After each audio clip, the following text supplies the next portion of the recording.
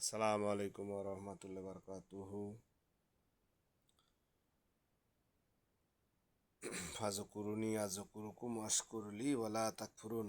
ইন্নাল্লাহা মালাইকাতাহু ইউসাল্লুনা আলান নবী আইয়ুহাল্লাযিনা আমানু সাল্লু আলাইহি ওয়া সাল্লিমু তাসলিমা। হুজুর সাল্লাল্লাহু আলাইহি সাল্লাম ইহুদির কাছে গেলেন। ইহুদিকে যে বললেন, আমার নাতি উপবাস আছে।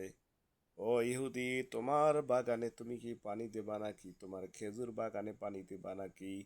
ইহুদি বলল, হ্যাঁ হ্যাঁ, আমার খেজুর বাগানে পানি দিতে হবে। বালতিতে করে কূপের থেকে পানি উঠাও আর খেজুরের বাগানে দাও। মোহাম্মদ, তোমার নাম কি? বলে, আমার নাম মোহাম্মদ। তোমার বাবার নাম কি? আব্দুল্লাহ। ইহুদি বলতেছেন, ঠিক আছে ভাতিজা, তুমি দাও, পানি দাও। তোমার বাপ তো আমার বন্ধু ছিল, তুমি তো আমার ভাতিজা, ঠিক আছে দাও, পানি দাও।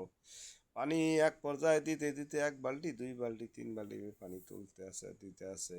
এক পর্যায়ে এক সময় রশি ছিঁড়ে গেল। রশি ছিঁড়ে যাওয়ার সঙ্গে সঙ্গে বালতিটা নিচে পড়ে গেল। তখন এই অবস্থা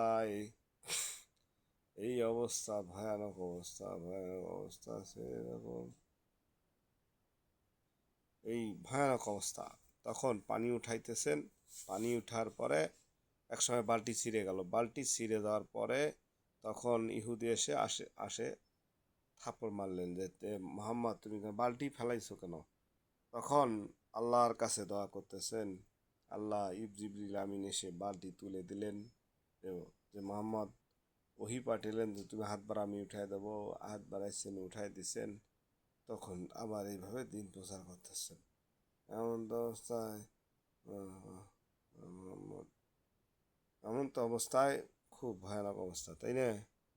তখন ওই বালতি তুললে জিবরিল আমিন এসে উঠায় দিলেন। বালতি উঠায় দেওয়ার পরে তারপরে ইহুদিকে বললেন, ইহুদি, আপনি তো আমাকে থাপড় দিয়েছেন, আপনি কষ্ট পান নাই? দেখি দেখি আপনার হাতে ব্যথা লাগছে নাকি? আল্লাহু আকবার কাবীর। যে রসুলকে সৃষ্টি না করলে আসমান জমিন সৃষ্টি করতেন না। যে রসুলকে না সৃষ্টি করলে কুল কায়নাত কিছুই সৃষ্টি করতেন না। সেই রাসুলকে থাপড় দিয়েছেন। সেই রাসুলকে থাপড় দেওয়ার পরেও সেই রাসুল কত বলতেছেন, প্রতিবাদ না করে বলতেছেন যে, ইহুদি, তুমি কষ্ট পাইছো নাকি? চাচা, আপনি কষ্ট পাইছেন নাকি? আল্লাহু আকবার। তিনি হুজুর সাল্লাহ সাল্লাম যখন চলে গেলেন, ইহুদির হাতের মধ্যে হাত ফুলে গেল। ইহুদি ব্যথায় কম্পন হয়ে গেল যে, হারে, এত সুন্দর ছেলেকে কেন আমি থাপ্পড় মারলাম? তখন বলতেছেন, তখন খবর নিয়েছিলেন যে আবদুল্লাহ ছেলে মোহাম্মদ তখন পণ্ডিতের কাছে ছিলেন, যে উনি শেষ নবী হবেন। তার কাছে হ্যাঁ তওবা করে বলতেছেন, বাবা তুমি আমাকে ক্ষমা করে দাও, আমার হাতে যন্ত্রণা কমতেছে না, তুমি আমাকে ক্ষমা করে দাও। আমি ইসলাম প্রচার করা, যে ইসলাম প্রচার করে মুসলমান হয়ে গেলেন। তার ইহুদির হাত ভালো হয়ে গেলেন। বলুন সুবহানাল্লাহ।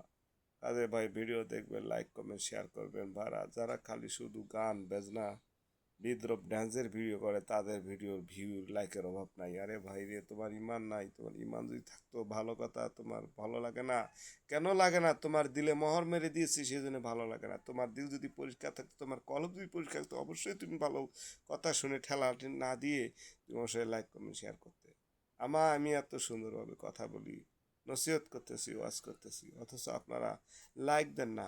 10টা 5টা 1টা 2টা লাইক করে। আর যেখানে গানের ভিডিও, ড্যান্সের ভিডিও, নিজের ইজ্জত আবরুন থনকে দেখাইতেছে, সেইখানে দেখবেন 5,000, 5 লক্ষ লাইক, 9 লক্ষ লাইক, 10 লক্ষ লাইক, 1 কোটি ভিউ সেইখানে। আরে আল্লাহ রসুল বলছে যে 3 ভাগ মানুষ জাহান নামে যাবে, 1 ভাগ জাহান নামে যাবে, 1 ভাগ যাবে বেহেস্তে। তার নমুনা হলো, আপনি যদি ভালো কাজে আপনার লাইক দিতে মন না চায়, কমেন্ট না করতে মন চায়, তখন বুঝবেন আপনি কপাল পোড়া। আপনি কভার পুড়ে ফেলছেন, যে জন্যে ভালো কাজ আপনার সহ্য হতেছে না। খারাপ কাজে যদি মন টাকা ধাপিত হচ্ছে, বলুন। সবাই তবা ইস্তেগফার করেন। আস্তাগফিরুল্লাহ রাব্বি মিন কুল্লি যামবিন ওয়া আতুবু ইলাইহি। সবাই তবা করেন, তবা। ইনশাআল্লাহ সবাই তবা করেন, বেশি করে তবা করবেন এবং লাইক করবেন, শেয়ার করবেন, ভালো ভিডিও দেখি।